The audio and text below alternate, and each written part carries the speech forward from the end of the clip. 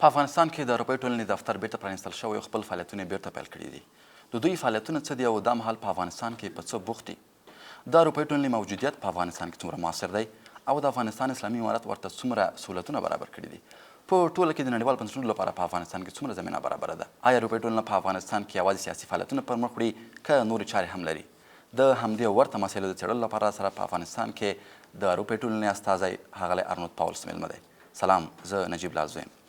Mr. Pauwels, you are most welcome to Shamshad studio. ښاغلی پاولس، د شمشاد سټوډیو ته په خیر راغلی. کابل کې مو دفتر له پوره کارکوونکو سره فعال شوی دی.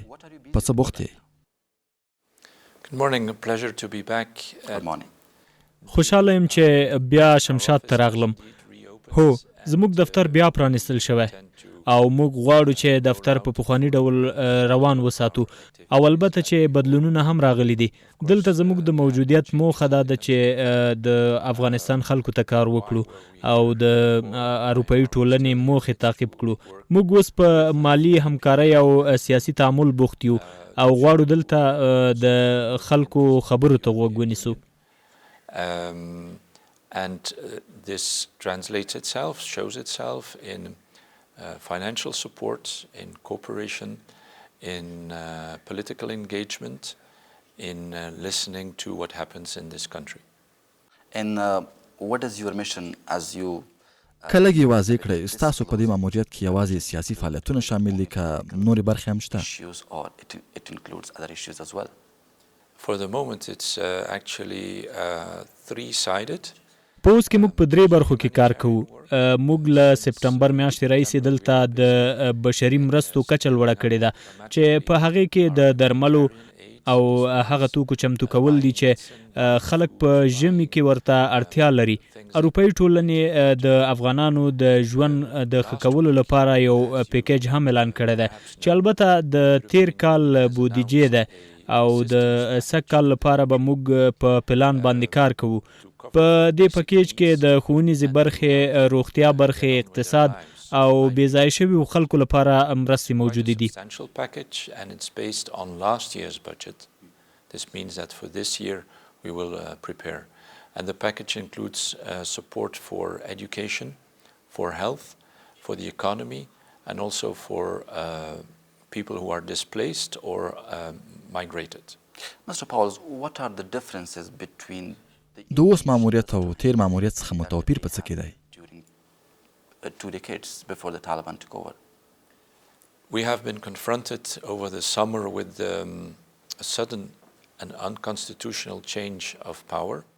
موږ په افغانستان کې د واک د لیږد د یو غیر عادي ډول سره مخ شو او دا هم یو حقیقت ده چې په کابل کې اوسني واکمنان د همدې هیواد واک لري. ځکه نړیوال تعریف دا وایي څوک چې واک ترلاسه کوي هغوی د خلکو پر وړاندې مسؤلیت هم پیدا کوي. موږ پر همدې اساس له اوسني واکمنانو سره تعامل کیو او دوی هم په همدې نظریې دي. توپیر په دې کې دی چې موږ بشپړه همکاري له ځان سره نه لرو. د همکاري کابل کې د واکمنانو لخوا ده که د نړیوالې ټولنې لخوا؟ There was this change in government.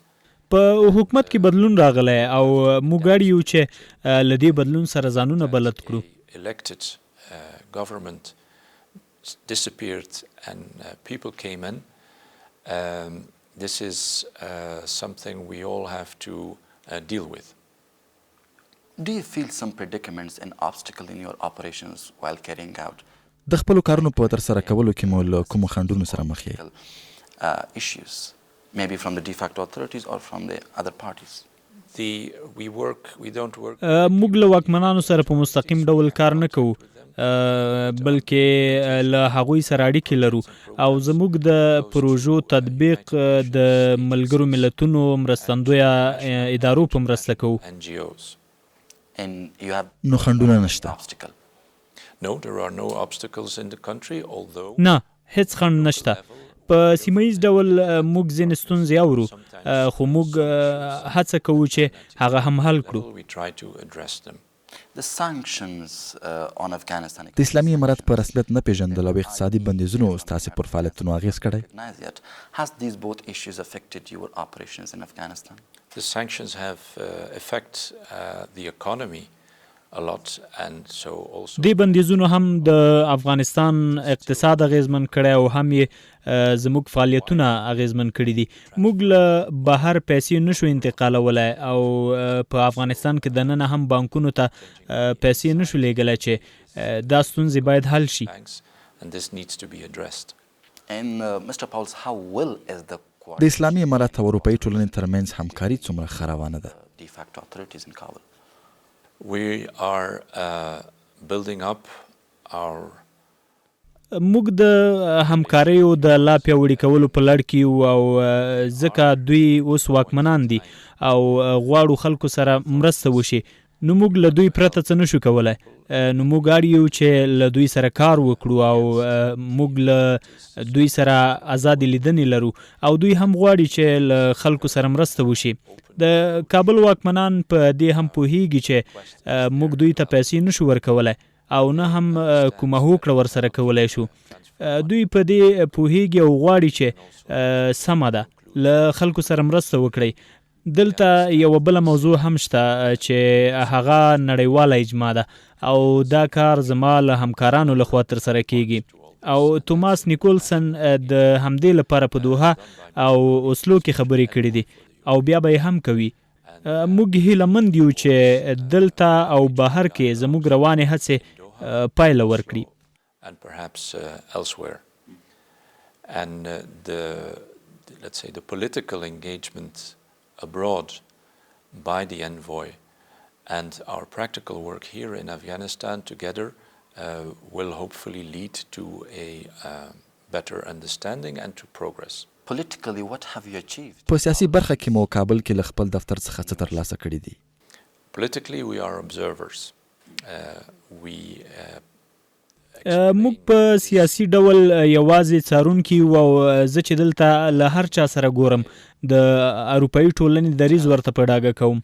زموږ دریځ د ټولو 22 اروپايي هیوادونو سره د مشورو وروسته واحد شوی ده. موږ دلته یوازې پیغامونه لیږدو او موږ دا مسؤلیت نه لرو چې دلته خلکو یا واکمنانو ته مشورې ورکړو چې څه وکړي. خو دا هم مهمه ده چې موږ یې دلته واضح کړو چې موږ له کوم ځایه راغلي یو او زموږ دریځ څه ده او زه هیلهمند یم چې موږ پوره همکاري ترلاسه کړو. The idea is not to tell the people of this country or the rulers what they should do.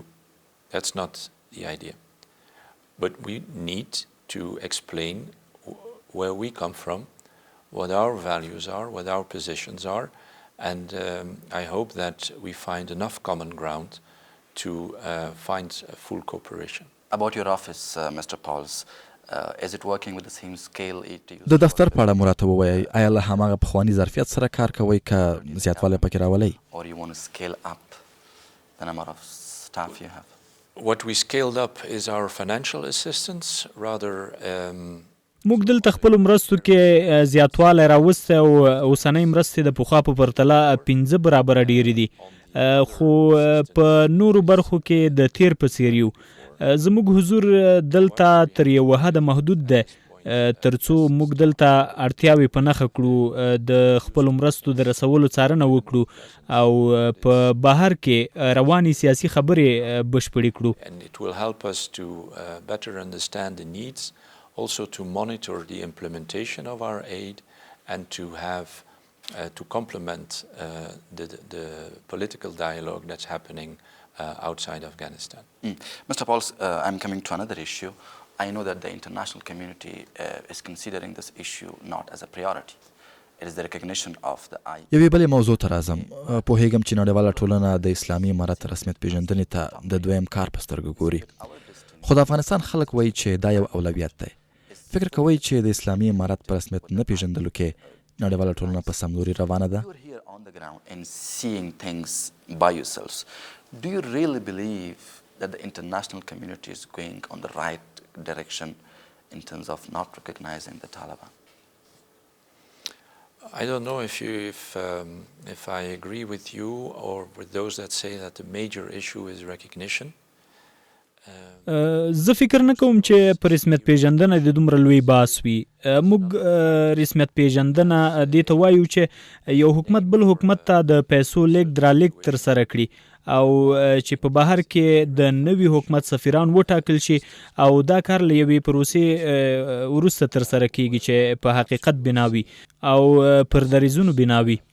زما په اوس کې مهمه موضوع دا ده چې اقتصاد روان شي او په دې ژمي کې له خلکو سره مرستې وشي. Based on exchange of positions of moving forward. I think the most important thing in the country is to get the economy moving and right now in the winter helping people. The best way to help the people is to go through the economy and we are all aware of that. Do you see that change in positions تاسو د اسلامي امارت لخوا د رسمیت پیژندلو لپاره په کړنو کې څه انعطاف ګورئ؟ or there are something to be done?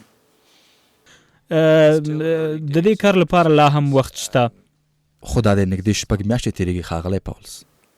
It's still early days because we see evolution in facts on the ground.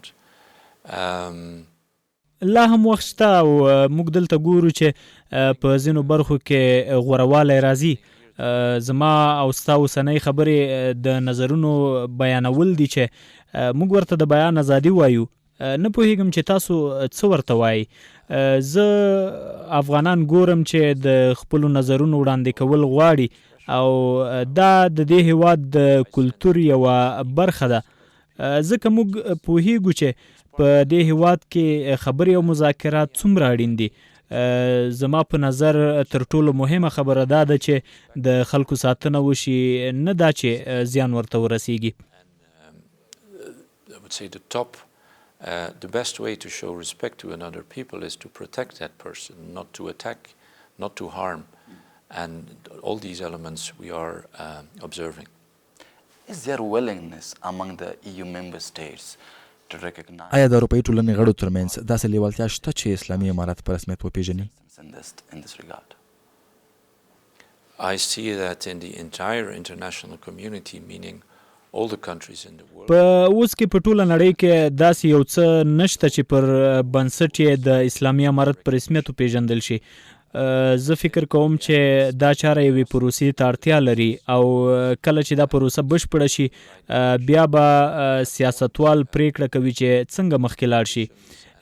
په اوس کې د نړۍ لوی هیوادونه همدا دریځ لري چې زما په اند اوسنیو واکمنانو ته یو ښه اشاره ده. Similar positions. I think this is a strong signal to the de facto authorities. فکر کوئ چې د اسلامي امارت په رسمیت نه پیژندل به دلته ستاسو پر فعالیت اغیز وکړي؟ Our mission is for the people. The authorities say they also زموږ کار د خلکو دپاره دی او دلته اوسني واکمنان هم همدا دریځ لري چې دا ډیر مهم دی. دوی وایي چې له فساد سره مبارزه کوي او دا ډیر اړین دی ځکه موږ پوهیږو چې اداري فساد دا هیواد څومره اغیزمن کړی دی او موږ باید دا ومنو چې اداري فساد دا هیواد وران کړی دی. Cognizant of, we have to remember that corruption destroyed Afghanistan. And Mr. Pauwels, what do you think will be the future scenario? که اسلامي امارت په رسمیت ونه پیژندل شي راتلونکي سناریو څه کیدلی شي؟ Not being recognized by the international community. Recognition is a word that describes رسمیت پیژندنه هغه څه دي چې ځینې حقیقتونه پکې نغښتي دي چې په هغې کې د خلکو روغتیا ده. که موږ د افغانستان ټولنیز او اقتصادي نظام لپاره کار وکړو نو موږ هیلهمند اوسېدلی شو. for those people, and if the situation improves economically, socially, then I'm very optimistic. But the fact is, Mr. Pauwels, we are engaging with the people. If you ask people, خو دلته خلک په دې باور دي چې اسلامي امارت باید په رسمیت وپیژندل شي او بندیزونه لرې شي تر څو یې په ژوند کې تغییر راشي. before that, they say that our livelihood completely belongs to these two factors. I don't think it's correct to say that the livelihood in Afghanistan depends. زه فکر نه کوم چې د خلکو ژوند د رسمیت پیژندنې پورې تړلی وي ځکه رسمیت پیژندنه د یوې پروسې څخه وروسته ترسره کیږي. خو دا رښتیا ده چې اقتصادي بندیزونه د خلکو ژوند اغیزمن کوي نو موږ ټول باید د دې اغیزو او بل اخره د بندیزونو د لری کولو لپاره کار وکړو. Also the sanctions themselves. Yeah, I'm coming to the humanitarian crisis which is now changing to بشري ناورین ته راځم. د افغانستان نیمایي نفوس له لوږې سره مخ دی. خلک د خپل بدن غړي او ماشومان پلوري. څه فکر کوئ چې د دې وضعیت پړه باید په چا بچول شي؟ There is sort of humanitarian disaster unfolding here. Who do you think should be blamed for this situation? I would say let's think of responsibilities. زما په نظر اوس کې باید پر مسؤلیتونو خبرې وشي او وروسته پر ملامتیو. په اوس کې باید موږ د روان وضعیت مهار لپاره کار وکړو. د اګست له 15 وروسته دلته د بهرنیو پیسو راتګ ودرېد چې دلته یې پر اقتصاد هم بد اغیز کړی ده او دا هغه وضعیت ده چې په لویه کچه د حل لپاره کار روان دی او تازه د ملګرو ملتونو امنیت شورا هم یاده موضوع یاده کړې ده. د ملګرو ملتونو سرمنشي په خپل هم ویلي چې افغانستان له ګواښ سره مخ ده. هو موږ په دې پوهیږو چې د افغانستان وضعیت ډیر ګواښونکی ده. زه له تیرو 10 کلونو راهیسې په افغانستان کې کار کوم او زه افغانان پیژنم چې په څومره سخت حالت کې ژوند کولی شي. دوی د ستایلو وړ دي. له دې خلکو سره باید څومره زر چې کېږي مرسته وشي. زه دلته پر واکمنانو غږ کوم چې د دا ډول همکاریو لا ډیر ملاتړ وکړي ترڅو همکاري مو له یو بل سره لا نږدې شي. زما په اند دوی هم خلکو ته د مرستو رسولو مسؤلیت لري. The authorities also carry responsibility in carrying the help to the people. بیرته راګرځو موږ سره پاتې شئ.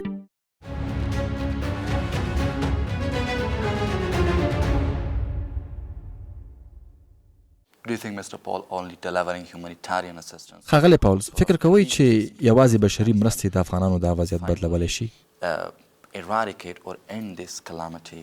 No, it cannot. It's more than a drop in the ocean. It's a bucket of water in the ocean. نه، دا په سیند کې یوې کوزې اوبو په اندازه مرسته ده. موږ د خلکو د بیړنیو اړتیاو د پوره کولو لپاره اړ یو چې دا بشري مرستې او هغوی ته اساسي مرستې ورسوو، خو تر هغې چې اقتصادي چارې بیا پیل نشي له وضعیت سره مرسته نشي کېدلی. افغانستان د سوداګرو یو هیواد او خلک ډیر مقاوم دي، نو که چیرې اقتصادي ودې ته اجازه ورکړل شي نو زه باوري یم چې وضعیت تغیر کوي. په افغانستان کې ښاري او کلیوالي اقتصاد موجود دی او دلته بزګري هم شته چې د وچکالۍ له امله سخت اغېزمنه شوې ده. تیر کال د وچکالۍ له امله په تیرو 40 کلونو کې تر ټولو سخت کال و، خو سږکال واورې ورېدلې او زه هیلهمند یم چې دا به د وچکالۍ په ختمولو کې مرسته وکړي. نو یوازې سیاسي چارو د خلکو ژوند نه دی بدل کړی، بلکې اقلیمي بدلون هم خلکو ته زیان رسولی دی. So it is not only the political situation that has affected the people, it's also climate change. Are there some economic projects? له بشري مرستې سربیره اروپایي ټولنه اقتصادي پروژې هم په پام کې لري؟ At this point in time, not yet. په اوس کې نه، خو راتلونکي کې امکان شته چې اروپایي کمپنۍ افغانستان ته راشي. خو دا هیواد په طبیعي ډول ډیر شتمن او هغه څه چې تاسې په خاوره کې لرئ د نړیوال اقتصاد لپاره ډیر اړین دي. نو د دې کار لپاره اړینه ده چې تاسو یو ښه مالی چارچوب ولرئ ترڅو هغه څه چې ستاسو په خاوره کې دي تاسو ته ګټه ورسوي. Ultimately benefits yourself. As you said, so humanitarian assistance is not the only. لکه څنګه چې تاسو وویل چې د وضعیت بدلون لپاره اقتصادي فعالیتونو ته اړتیا ده، خو دلته ښځې هم شته. فکر کوئ چې له ښځو پرته د افغانستان اقتصاد پرمخ تللی شي؟ In the economic activities in Afghanistan, do you think it works? I think you putting that question is answering it. Women are half of society. It's a fact. If you cut out half of your society, فکر کوم خپل پوښتنه مو په خپل جواب کړه. هو ښځې د ټولنې نیمایي برخه ده او که هغوی له اقتصادي او پوهنیزو چارو لرې وساتل شي نو دا بدې اغیزې لري.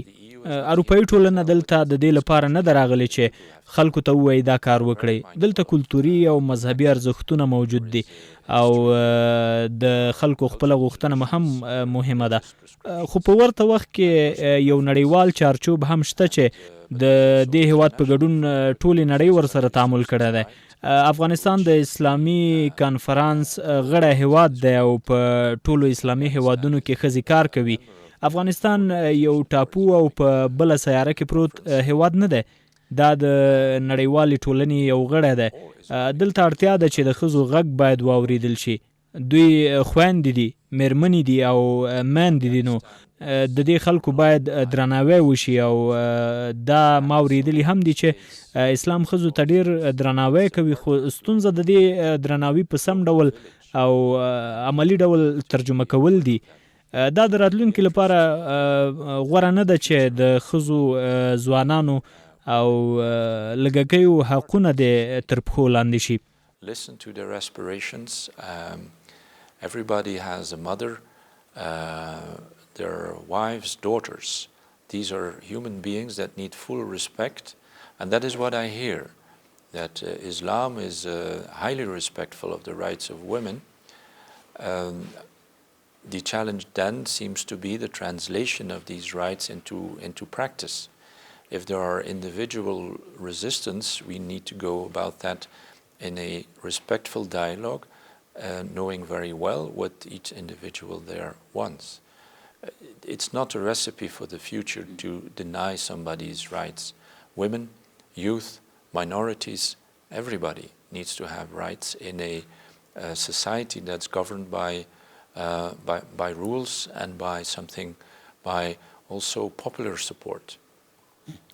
Coming to the US, Mr. Pauwels, امریکا ته راځم.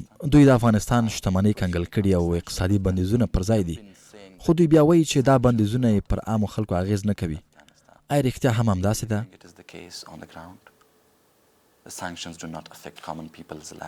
I didn't know that this was an American position.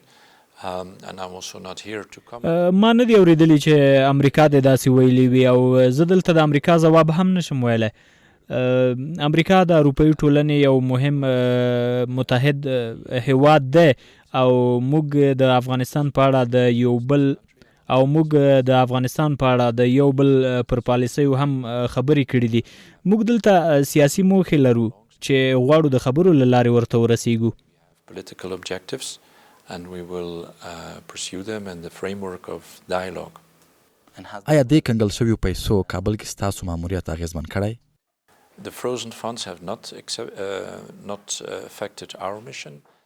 کنګل شویو پیسو زموږ ماموریت نه دی اغیزمن کړی، خو مالی بندیزونو دلته ټولو ماموریتونو ته زیان رسولی دی. دا یو حقیقت، خو په ورته وخت کې زه باوري یم چې امریکا په خپل حقوقي چوکاټ کې کار کوي ترڅو د دې بندیزونو اغیز کم کړي.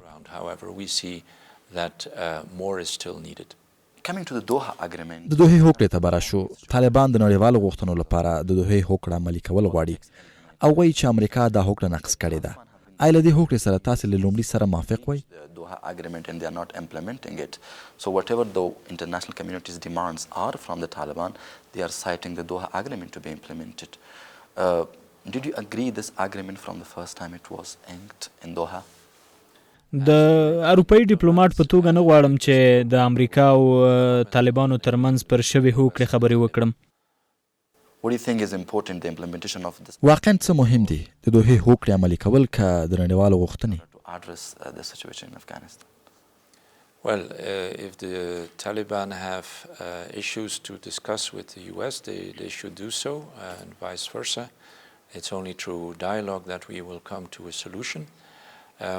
We engage the new situation in the framework. که طالبان له امریکا سره ستونزې لري نو باید د خبرو له لارې حل کړي او برعکس هم باید همداسې وشي. موږ په افغانستان کې خپل فعالیتونه د دوه اړخیزې هوکړې پر اساس ترسره کوو چې له دې هیواد سره یې لرو.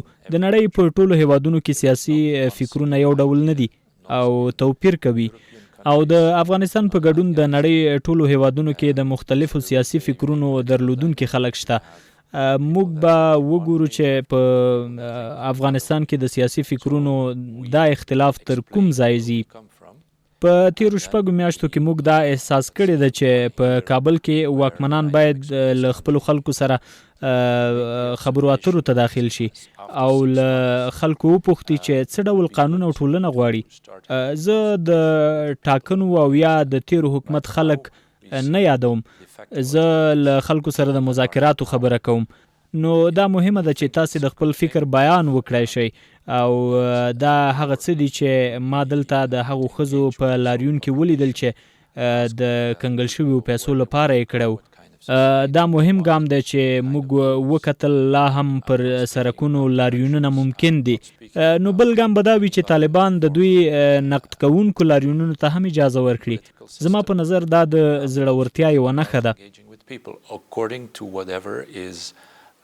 Accepted, and there are ways to find that out, and therefore we think that the ability to freely express yourself is important. I noted the demonstration of Taliban, of women in the street protesting against the sanctions. This was very positive to see that a protest in the street is possible. The next step for a government is to accept protest against its own policies. We think it is a sign of maturity in a system where you protect people who don't share your opinion. I come to another issue, Mr. Pauwels. ښاغلی پاولز، یوې بلې موضوع ته راځم. آیا اروپایي ټولنه د طالبانو ضد کړیو ملاتړ کوي او که نه؟ نو ولې په هغو هیوادونو کې پناه ورکړې ده؟ Support anti-Taliban fractions. If not, why are they allowed to seek refuge in European countries? If we speak about humanitarian... زما پاند په افغانستان کې له کلونو راهیسې خلک د بشري پناه تجربه لري. که کوم هیواد خلکو ته اجازه ورکوي چې په خاوره کې ژوند وکړي نو دا د دوی د کرایټریا پر اساس کیږي. دا بشري کرایټریا ده او له شکنجې څخه د ډار کرایټریا او همدا چارچوب هم ده. دلته 43 کاله جګړه تیره شوې ده او داسې وخت چې دلته د هر کس په لاس کې وسله وه، نو اوس یې وخت ده چې دا پاڼه واړول شي. تاوتریخوالی باید د ټولو لخوا ودرول شي، که په کابل کې ناست دي او یا هم په نورو ځایونو کې دي. دوی باید د اقتصادي او ټولنیزې ودې لپاره کار وکړي. And it is now time to turn the page. The violence should stop from all sides, whether they sit in Kabul, elsewhere in Afghanistan or outside Afghanistan. Stop the violence, have dialogue, have a political process, and work for the economic and social development of this country. د بهرنیو چارو وزیر امیر خان متقي په دې وروستیو کې ایران کې له دا ډول څیرو سره لیدلي دي. آیا په کوم اروپایي هیواد کې هم د دا ډول غونډې امکان شته؟ دا د هیوادونو خپلې پریکړې دي او تر کومه چې د اروپایي ټولنې خبره کیږي دا به د 22 هیوادونو په سلا مشورو کیږي. موږ په محلي، سیمهییزه او نړیواله کچه د ټولو هغو اقداماتو ملاتړ کوو چې په پایله کې د دوو مختلفو جهتونو ترمنځ جوړه کیږي. د ایران غونډه مهمه وه ځکه د پاکستان په څیر د ایران ونډه هم په افغانستان کې مهمه ده. زه خبر شوی یم چې مسکا هم ورته غونډې ته چمتووالی نیسي چې ډیر مثبت به وي او د وسلو غونډه هم ډیره اړینه غونډه وه او زه هیلهمند یم چې داسې غونډې لا دوام پیدا کړي. امکان دی ولري چې راتلونکي کې په یو اروپایي هیواد کې هم دا ډول غونډه ترسره شي. زما په اند دا مهمه نه ده چې غونډه په کوم ځای کې جوړیږي، مهمه دا ده چې په غونډه کې څوک ګډون کوي؟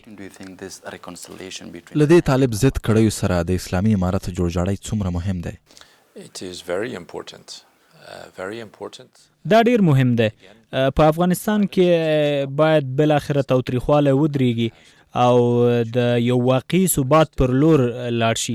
What they call in physics a stable equilibrium, not an unstable one, based on coercion. As you said, the inclusivity in Afghanistan. لکه څنګه چې تاسو وویل چې ټولګډون حکومت په دې معنی نه دی چې د تیر حکومت خلک دې په نوي حکومت کې ځای ولري.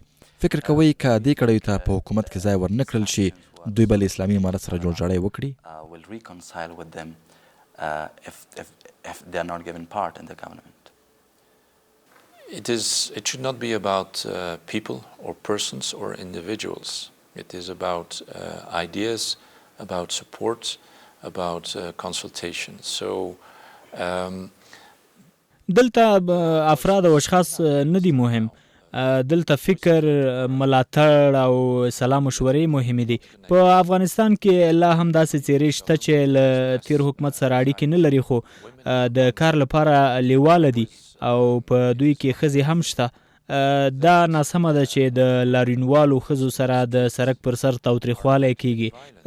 که لاریونونو ته اجازه نه ورکول کیږي نو تاوتریخوالی حل لار نه ده. خلکو ته باید اجازه ورکړل شي چې پر سرکونو لاریون وکړي، ځکه دا په اسلام کې هم ویل شوي دي چې تاسې د خلکو او ښځو ساتنه وکړئ. کوم تاوتریخوالی چې تیره اونۍ وشو غوره نه و، دا یوازې یو لاریون او اوسني واکمنان باید دا وستایي، ځکه داسې خلک لا هم شته چې د خپلې راتلونکي لپاره اندېښمن دي. زه د خپلو همکارانو غږ بدرګه کوم چې ویلي دي دلته خلک نادرکه شوي دي. موږ پوهیږو چې مسؤلین وایي خبر نه دي او له دې هم خبر یو چې دوی څېړنې پیل کړي دي. دا د مسؤلینو مسؤلیت او باید همداسې وکړي. موږ هیلهمند یو چې دا څېړنې پایله ورکړي. This is important, I think. So we echo the call of my colleagues expressing concern about people who are disappeared. We know that the authorities say we're not aware. We also know that in many cases they investigate. So this is good. This is what authorities should do. If they hear about something which is which might be a crime, it needs to be properly investigated and the legal system should be put on that. And we look forward to that and to the results. And coming to the inclusivity of government, Mr. Pauwels. د ټول شموله حکومت موضوع ته براشم. ټول شموله حکومت د اسلامي امارت رسمیت پیژندلو لپاره د نړیوالې ټولنې یو شرط دی، خو دلته بیا چارواکي وایي چې حکومت یې ټول شموله دی او دوی د رسمیت پیژندلو لپاره شرایط پوره کړي دي. آیا تاسو داسې یو څه ګورئ؟ Do you see the case in Kabul?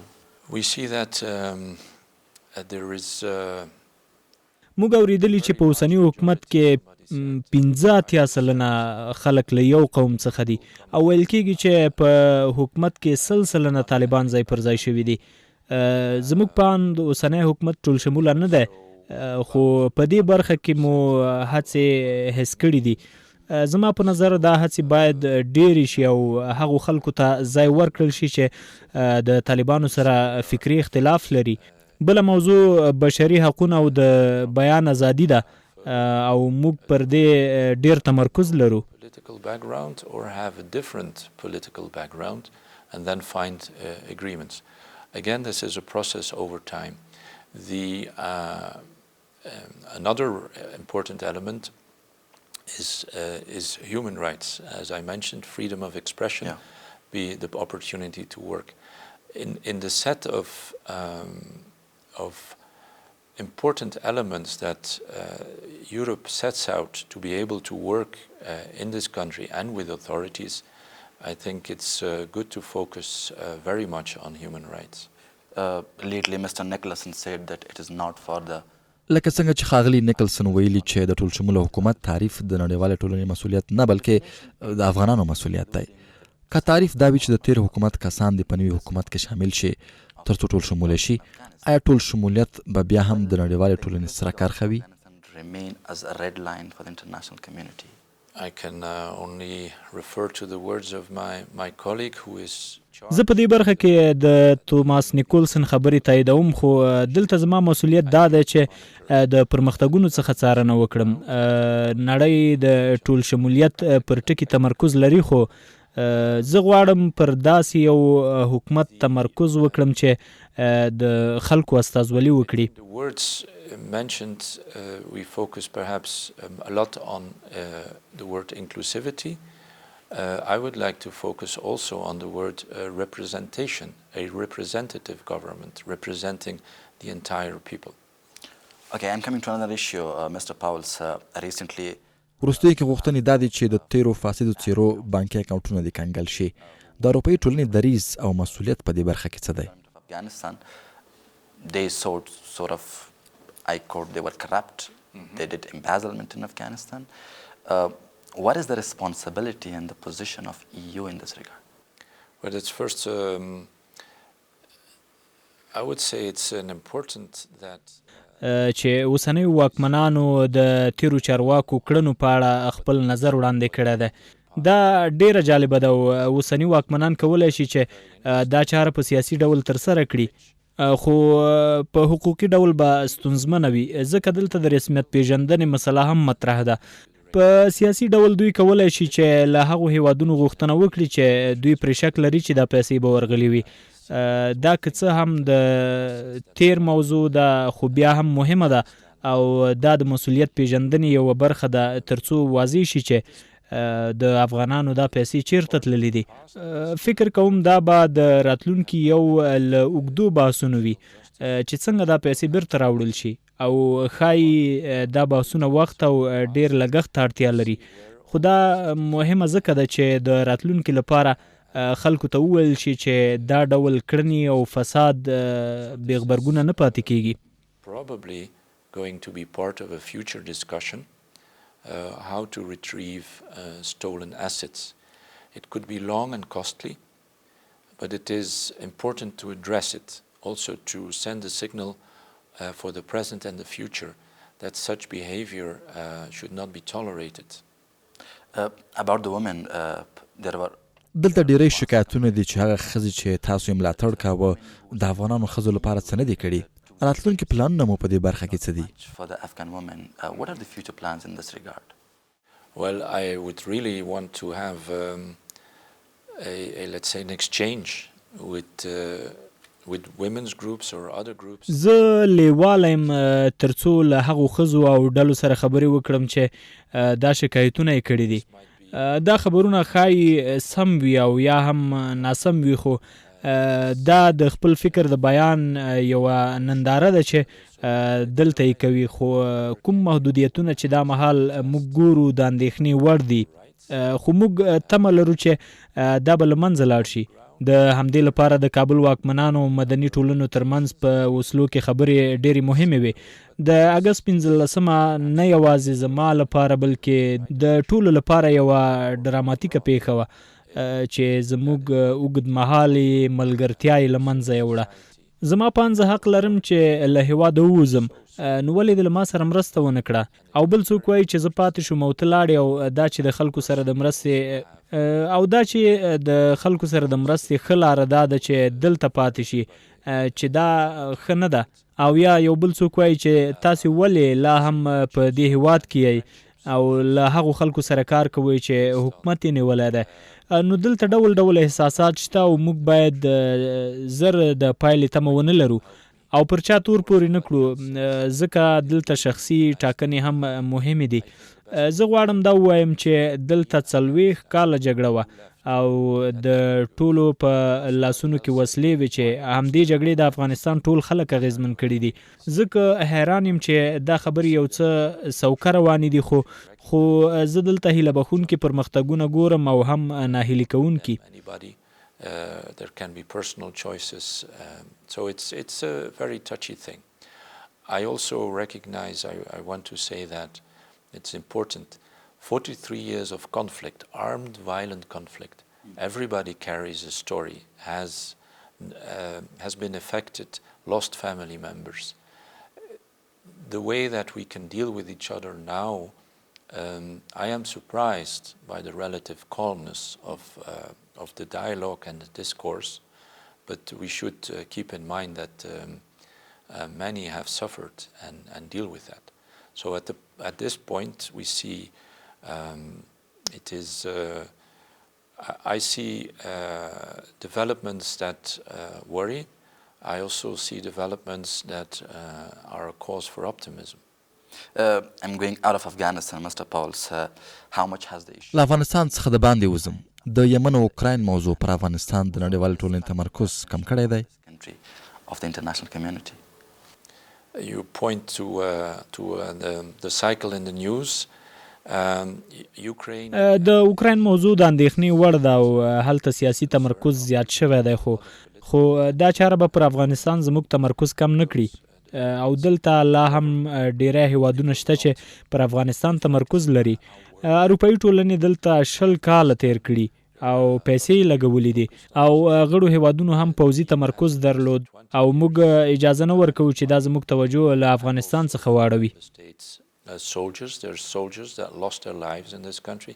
So this investment is not going to be, or let's say the attention is not going to go away because there's another conflict elsewhere. And آیا د اروپايي ټولنې غړي هیوادونه طالبان د ځان لپاره ګواښ ګڼي؟ Islamic Emirate of Afghanistan is a threat to themselves. One of the elements of engagement that forms our framework for that. زموږ د تعامل یو له مهمو عناصرو د ترهګرۍ ضد مبارزه ده او موږ په ځانګړي ډول د داعش برخه کې له اوسنیو واکمنانو لخوا ډاډ ترلاسه کړی دی.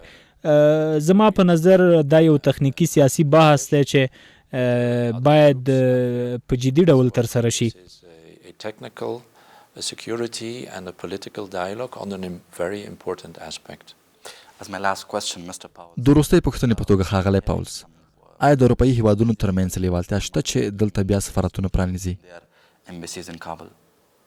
هو زما پاند ما له ځینو هیوادونو اورېدلې هم دي چې غواړي دلته خپل سفارتونه پرانیزي چې پر دوامدار تعامل به بنا وي.